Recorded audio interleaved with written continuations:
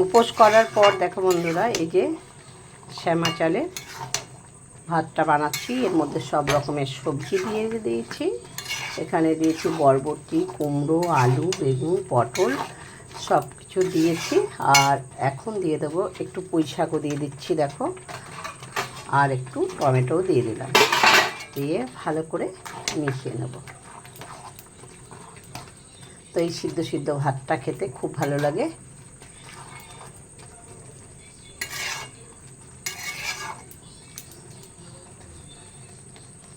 বন্ধুরা একদম রেডি হয়ে গেছে শ্যামা চালের ভাত। এখন নামিয়ে নিচ্ছি দেখো।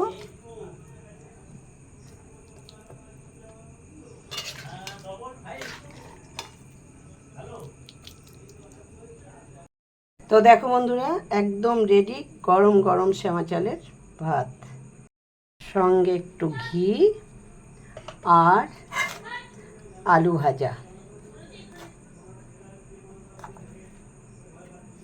কেমন হয়েছে বলো? দেখতে যেমন সুন্দর, খেতেও কিন্তু সেই টেস্টি। খেতে ইচ্ছে করলে চলে আসতে পারো বন্ধুরা। টাটা।